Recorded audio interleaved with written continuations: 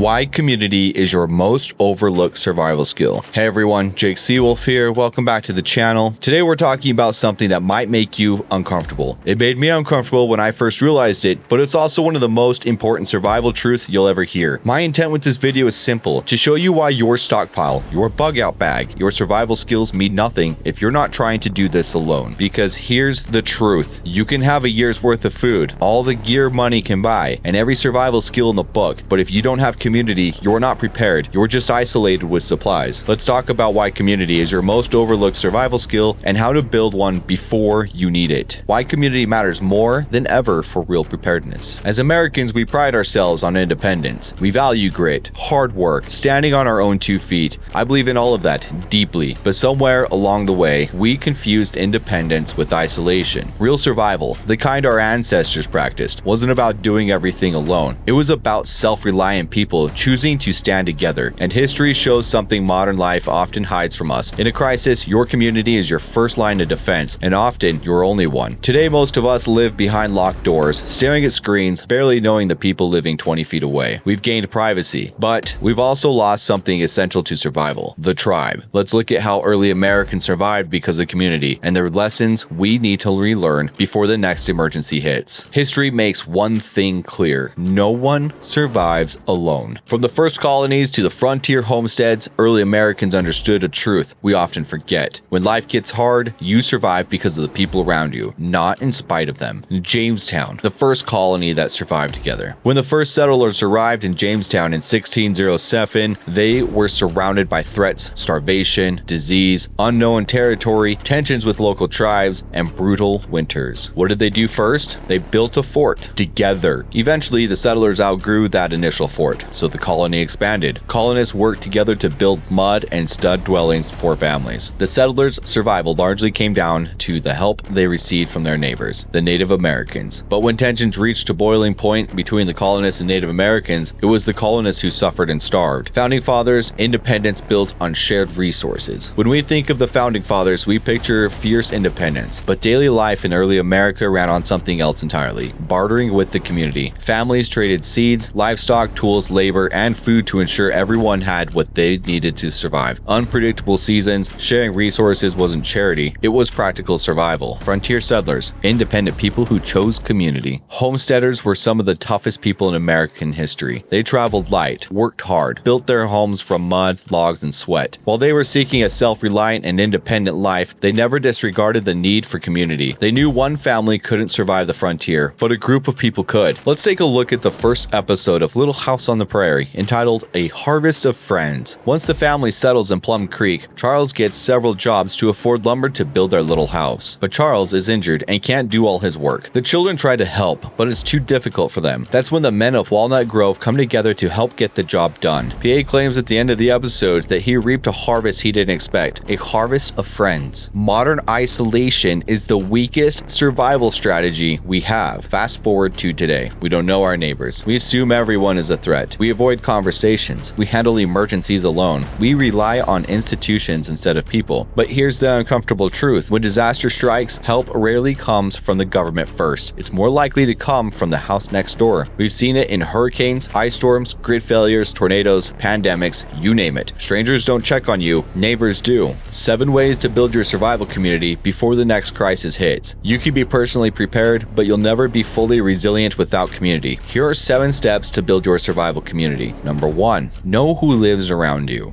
You don't need to become best friends with every neighbor, but you should know who has medical training, who owns tools or equipment, who gardens or raises animals, who stays home during the day, who is elderly or vulnerable, who has kids the same age as yours. When the lights go out or roads freeze over, that mental map becomes a lifesaver. Action step: make a list of 3 to 5 neighbors you'll introduce yourself to this month, even if it's just a wave and a name. Number 2, trust through small, simple favors. Community isn't built during crisis, it's built during calm. The smallest gestures open the doors. Bring a neighbor extra produce from your garden. Offer to help carry something heavy. Share surplus eggs. Return a trash can blown down the street. Offer your tools before someone has to ask. It sounds insignificant, but these small moments can create the trust that makes big moments possible. Your action step: pick one neighbor and find an excuse to help them this week. Just one. Just pick one neighbor and find an excuse to help them this week. Number 3, create your own modern barter system. Bartering isn't old-fashioned, it's future-proof. Start small. Trade baked goods for garden produce. Swap seeds. Exchange skills like repair help, childcare, yard work. Lend tools in exchange for an extra pair of hands. As trust grows, so does resilience. Your action step: make a short list of neighbors who might be open to bartering and start a low-stakes exchange. Number 4, share knowledge and skills. America used to run on skills: blacksmithing, sewing, hunting, woodworking, herbal medicine, and animal husbandry. Today, most people depend on the system for everything. But your neighborhood gets stronger when you have something to offer. First aid skills, tool knowledge, gardening, food preservation, ham radio, mechanical repair, carpentry, or DIY skills. And when multiple households bring skills together, that's when a neighborhood becomes a survival network. Your action step: choose one skill to learn or improve this month, and one skill you can offer your neighbors. I personally recommend learning first aid. Everyone needs to know first aid. So if that's something that you're weak at, start small, start somewhere.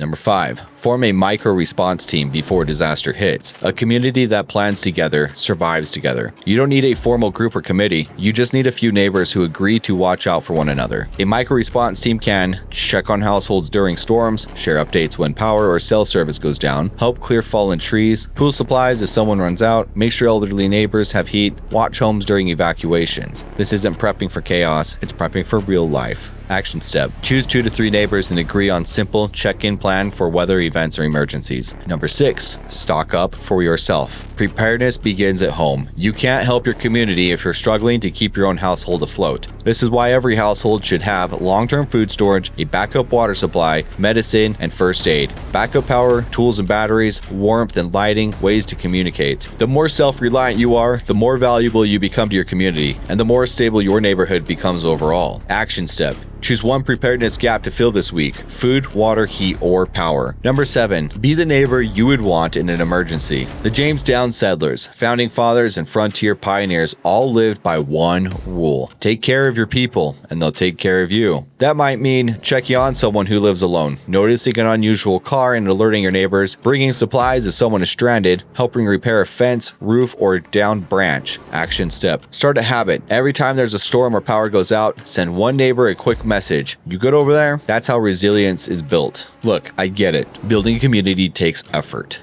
It's easier to just stay inside and mind your own business. But here's what I've learned. The strongest preppers aren't the ones with the most gear, they're the ones with the most connections. Because when things fall apart, you're not going to survive on supplies alone. You're going to survive because someone checks on you, because someone shares information, because someone has a skill you don't, because someone cares whether you make it through. That's not weakness, that's wisdom. If this video gave you something to think about, share it with someone who needs to hear it. Start a conversation in your own neighborhood. And if you want to take the next step in building your personal preparedness so you can be a valuable member of your community, check out My Patriot Supply. They've got everything you need: emergency food kits, water filtration, heirloom seeds, survival gear. I'll drop a link in the description. Go out there and build community and friends. If you found value here, hit that subscribe button and turn on notifications. I'm putting out content that helps become more prepared, more resilient, and more connected. In Liberty, Jake Seawolf.